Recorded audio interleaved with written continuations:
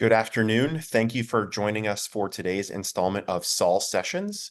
The plan is to talk about IP issues today, but we would be remiss if we did not talk about the absolute breaking news of the day, the decade in the cannabis space. I would say the past 50 years in the cannabis space. Um, for those that haven't been glued to Twitter or LinkedIn or breaking news sources around the world, um, it came out today. It was first broken by the Associated Press. Now every major news outlet has talked about it, but that the U.S. Drug Enforcement Administration will agree with the Department of Health and Human Services recommendation that marijuana should be moved to Schedule 3. We have not seen formal rulemaking documents. We're told that DEA might send them to a part of the executive branch called the Office of Management and Budget as early as tonight or tomorrow, but that DEA will kick off formal rulemaking to move marijuana from Schedule 1, which is by definition illegal for all uses, by definition high potential for abuse and no currently accepted medical use, to Schedule 3, which is still restricted, but quite a big deal, and the federal prohibition on cannabis. So we're going to get into an IP discussion and use this event, this major event, to frame the IP discussion, but just wanted to give a lay of the land. We've been getting a lot of questions from clients and stakeholders since news broke earlier this afternoon. What does this mean? What does the timing look like? What does it not mean? From a timing perspective, if everything lines up, we are cautiously optimistic that this could all get wrapped up before the November 5th presidential election, but the stars really need to align for that to happen. We won't get into the nitty-gritty here of the rulemaking process, but there's rulemaking, there's administrative law judge process, hearing process. We expect some litigation from some folks that aren't so happy about this, and even some folks maybe that are, but want it to be different. But it could get done before the November presidential election. What does this change immediately?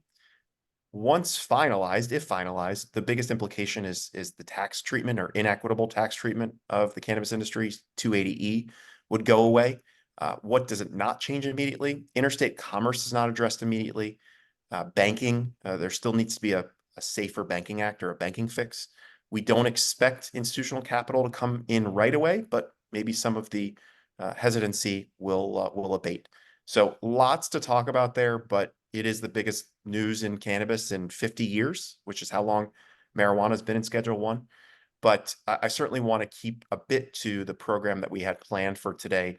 And this news, by the way, if in fact marijuana has moved from 1 to 3, has major implications for a number of things, not the least of which is intellectual property strategy within the cannabis space. So there's really no one better to address some of these issues and these emerging issues, especially than my partner, Brian Landry, who's resident in Saul Ewing's Boston office. So Brian and I have worked on a number of cannabis IP matters over the years, particularly in the trademark space. But I thought it would be good to start, kind of at the 20,000 foot level, and then we'll drill down and get more granular. So Brian, welcome to Saul Sessions. We're thrilled to have you. I wonder if we might start with, for someone who is not as informed about IP as you are, when we talk about intellectual property, I think some people think patents, but other people think trademarks. Can you give a kind of quick and dirty, what do we mean when we say IP? What is a company's IP? Yeah, so IP is a type of, or any number of forms of intangible assets. And as you mentioned, it can include patents, trademarks, copyrights. Those are kind of the big three that most people often think of, but it also includes design rights, which can be kind of an interesting, somewhat of a hybrid between trademarks and copyrights. And it also can include trade secrets, which certainly is something that I feel is very well suited to the cannabis space, even though because of the secret nature of that, we often don't hear people talking about what things are trade secrets. But within the cannabis space, we often see the most focus on trademarks just because it's a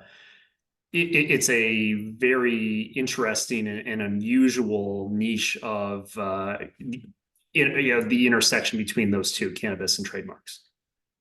Yeah, and we'll get into this aspect of the conversation, but I've seen, and you and I have certainly talked about this before, vis-a-vis our clients' interests and strategies in this space. But I think there's this notion of, because marijuana is federally illegal, there's really nothing I can do with IP. And that's just not true, as we'll talk about. And we'll talk about how that changes if and when marijuana moves to 3, which hopefully seems sooner as of today than it did as of yesterday. But why, when you're talking to a company and you're trying to convince them about protecting their IP, why would a cannabis company, or should a cannabis company, protect their IP? Yeah, so it really operates as a brand differentiator, and this can be both for trademarks, where the word may be a brand differentiator, but also designs, copyrights, where essentially that allows a consumer to have a stronger association, or to discriminate between different products that may be on the market. And although cannabis has some interesting rules related, or interesting rules related to how you can get trademark rights, and whether you can, that nature of that industry also uh, creates a strong motivation, I think, to pursue trademark rights. Licensed cannabis businesses are in a highly regulated, highly taxed industry, but also face a lot of pressure from an unlicensed black market. So trademarks can really help define what that brand is to consumers who are paying a premium for the product. Yeah, well said. And I think that makes a lot of sense. Um, so if I'm a plant touching cannabis company, meaning I'm growing, processing, dispensing marijuana in a state regulated market, right? I'm in Massachusetts or I'm in Maryland, both of which have adult use programs. How should I think about IP? What can I do? What are some things maybe I can't do, at least yet? Can you walk our audience through that? Sure. So when we think about this, I think it's helpful to kind of break it down into defensive versus offensive, or freedom to operate versus your ability to exclude others from using your IP. And from a freedom to operate perspective, I think probably the biggest thing to keep in mind is that gravity still applies, just like in other businesses. Even though there may be some restrictions on your ability to obtain trademark rights and exclude others, trademark rights that others may hold still apply to you. And we've certainly seen this in the early days of the cannabis industry, where people came out with different edibles that were just blatant riffs on well-known candy companies, for example. And those are relatively easy trademark cases for those brand holders to bring. And there's a duty to police their trademarks. So it's something that they really needed to take action on. Similarly, copyright claims can arise. Designers are often looking at the internet for inspiration, and just because you can find it on the internet doesn't mean that you can use it without a license. So I would say the first consideration is to look at whether you have freedom to operate without infringing others' IP. And then in doing so, and trying to figure out what you can potentially protect, we recommend having companies come to us if they're going down the trademark route around the point where they've narrowed it down to about 3 different brands, whether those are words or designs they want to protect. And the reason that we recommend doing it at that point is that gives enough space for us to do a clearance search, and avoids lock-in, which sometimes can be financial. Obviously, if you've already started producing packaging and we find a problem, that's not great. In my experience, the bigger thing tends to be designers, companies, they get emotionally locked into brands. Hmm. And it's really deflating to have your IP attorney tell you, yeah, you know what, that brand you've loved for a month is going to cause you a lot of headaches. So if you come to us with a couple of brands, we find that you can make a more sober decision in terms of which makes sense. Yeah, that makes a lot of sense.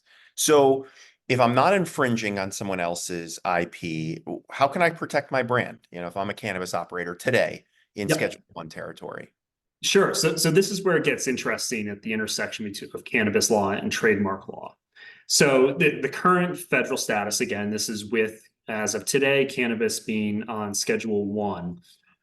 is that the USPTO, because our trademark laws are predicated on interstate commerce, the USPTO takes the position that there's a requirement that any trademark needs to be predicated on lawful use in interstate commerce. And so the USPTO looks at this, says cannabis is federally illegal, even though from a practical perspective, this is an enforcement priority from the federal government.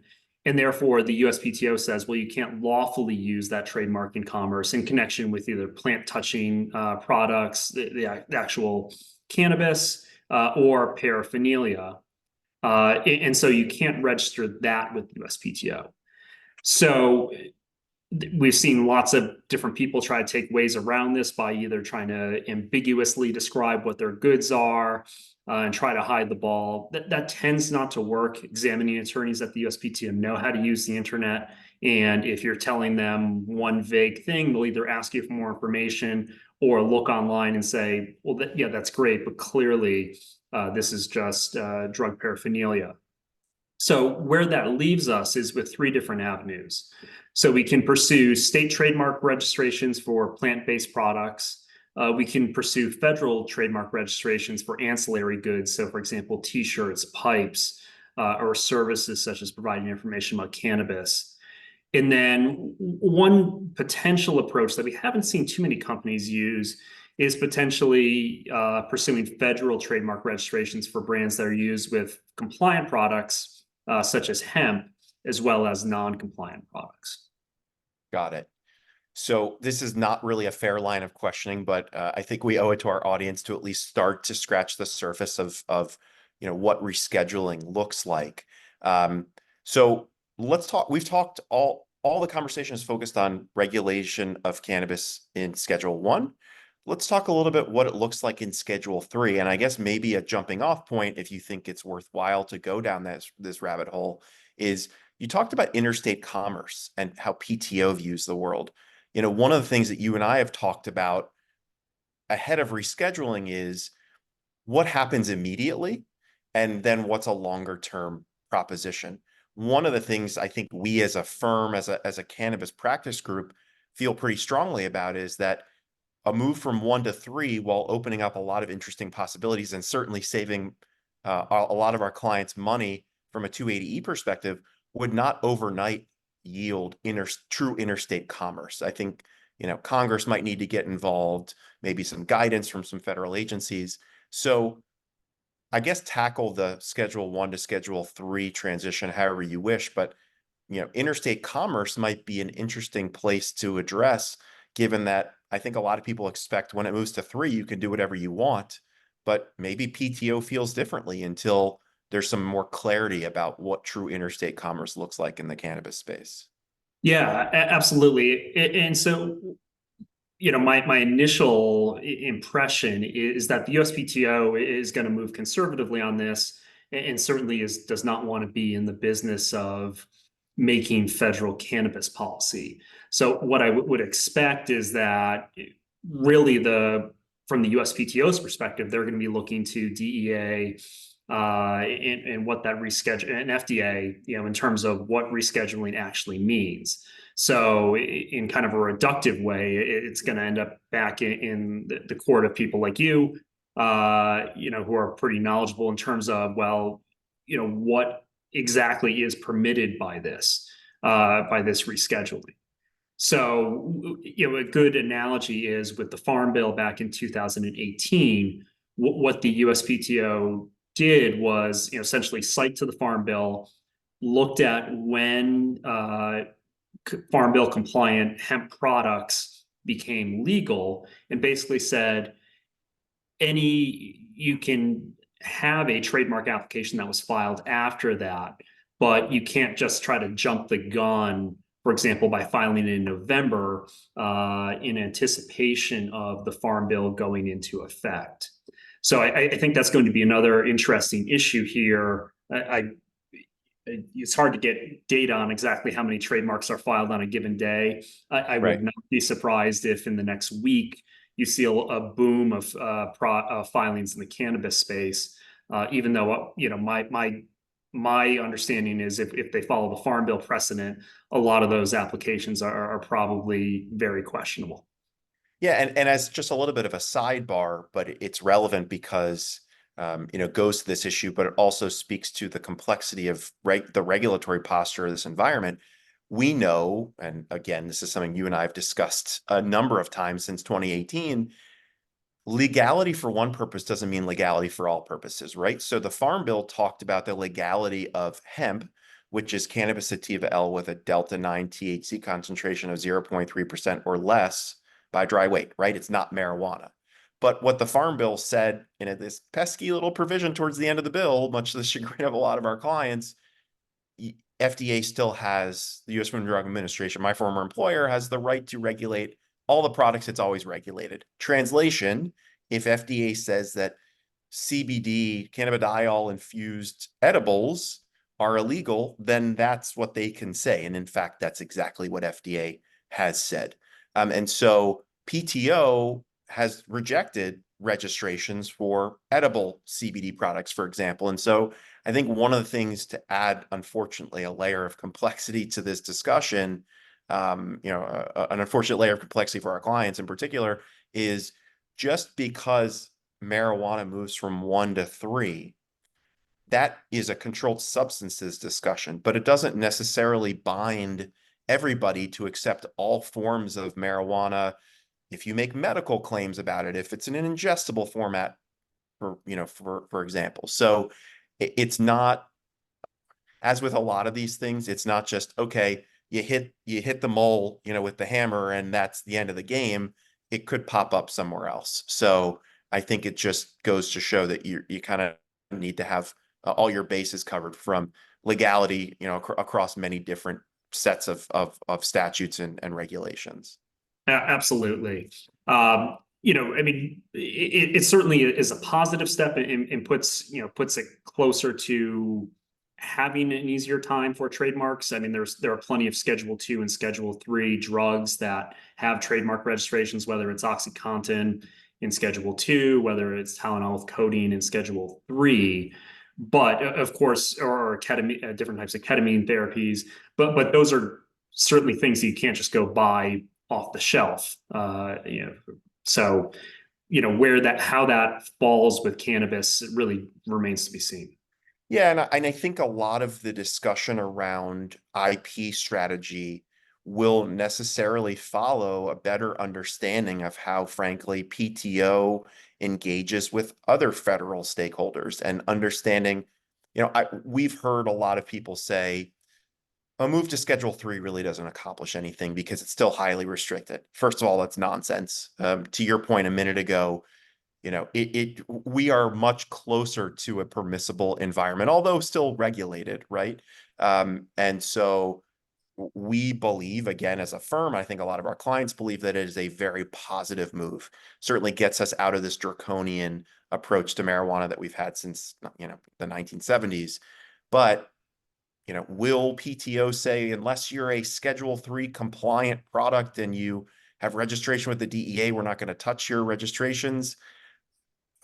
Find that hard to believe, but PTO is a federal agency, so we're just going to have to see on that front. Back to, I guess, kind of more some of the traditional discussions we've had around trademarks. You talked a little bit about state registrations versus federal registrations. Can we unpack the state registration route, particularly if there's some uncertainty on the federal route? What might be a temporary strategy or something that folks might do in the interim while the dust settles? Yeah, sure. So, state trademark registrations really is something where we only get into this in the context of cannabis. I've practiced for over 15 years now and never had occasion to file a state trademark registration until I started getting involved in this industry.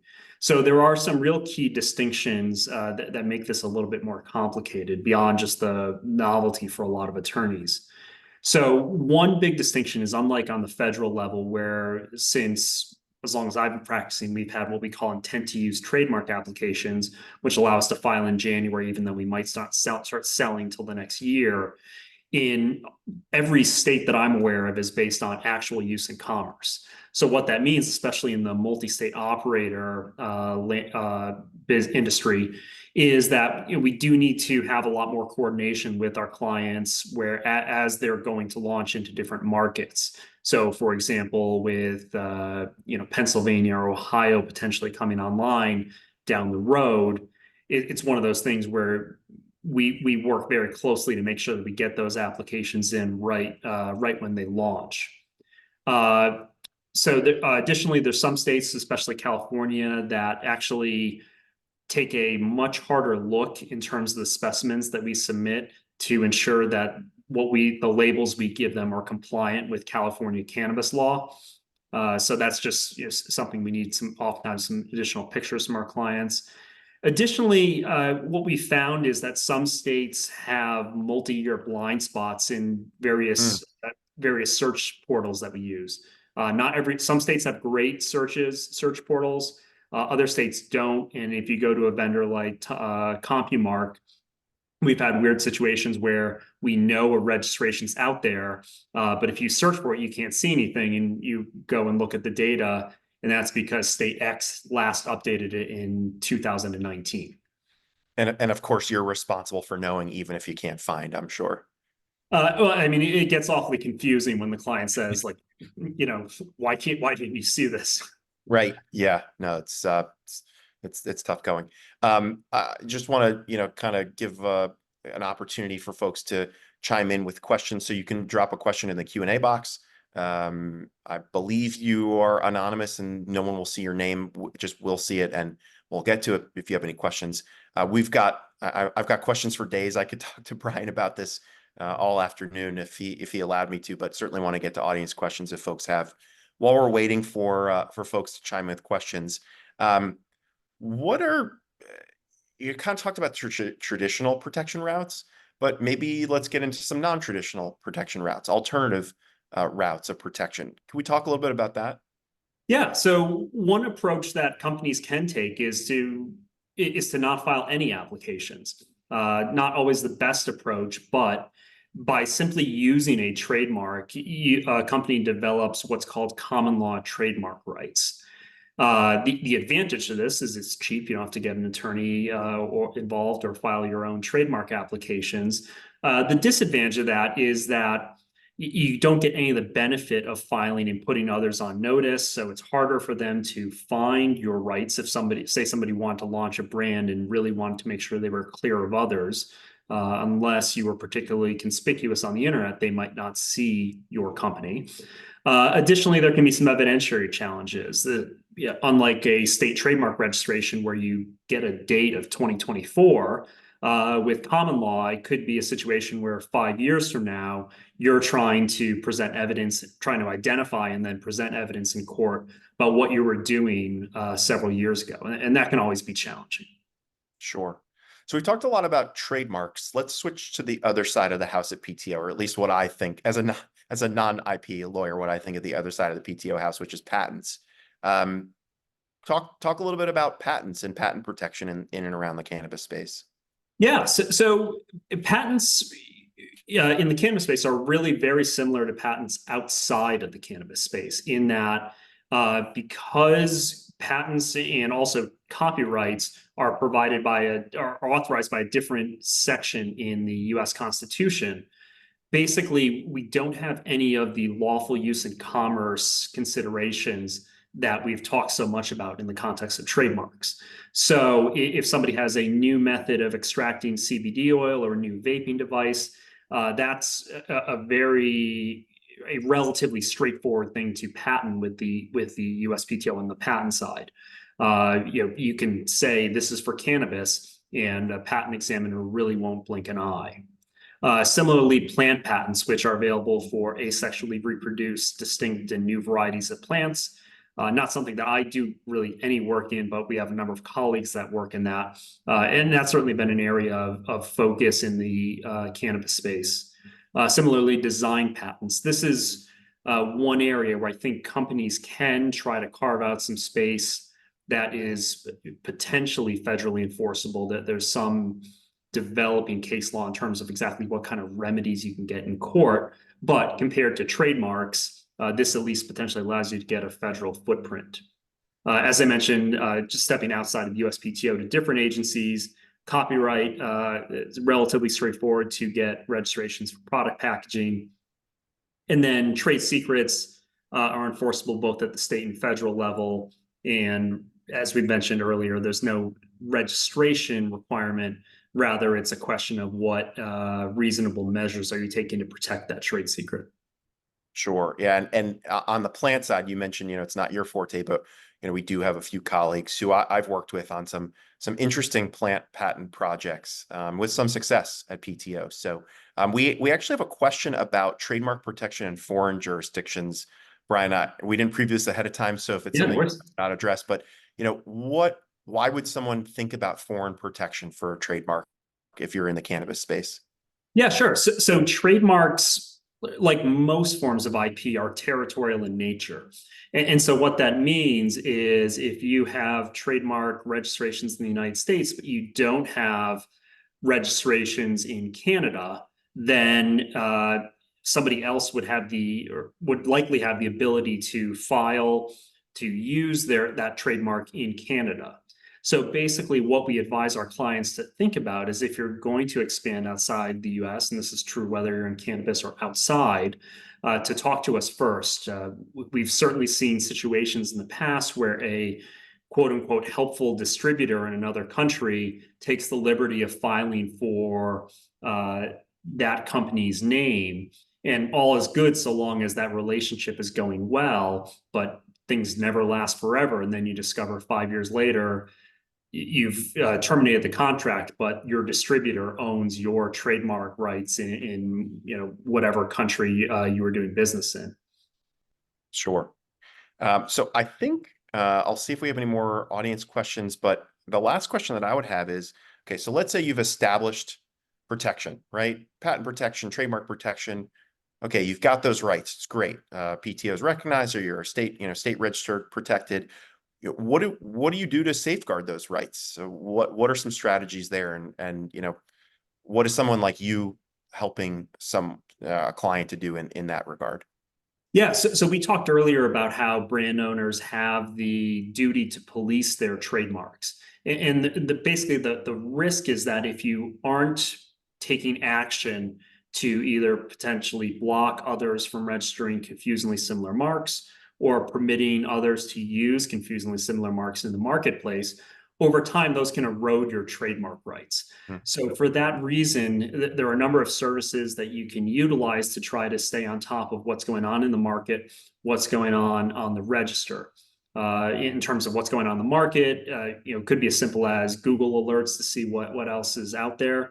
There's also specialized products that are focused on trademark applications.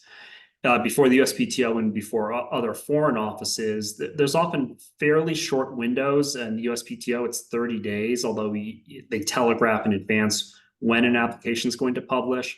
But we find even, as attorneys that are often looking in the register, having these watch services in place, which do cost a couple $100s a year, Sure. it's a really good investment, because just trying to finding those things by happenstance when you're looking for something else is not a very reliable way of keeping a pulse on things. Sure. Well, we're just at about 30 minutes, and we always like to keep these pretty tight. But Brian, really wanted to say thank you. I always learn a lot from our conversations and appreciate Likewise. the value that you bring to our clients in this space. We certainly will have more to talk about on the IP front, on the rescheduling front. We hope you join us for the next installment of Saul Sessions. And if you didn't submit a question today, but have a question for either me or for Brian offline, obviously, feel free to get in touch with us. But just wanted to say thanks so much for your time and attention on this busy Cannabis News Day. And we look forward to seeing you at the next program. Thanks for having me.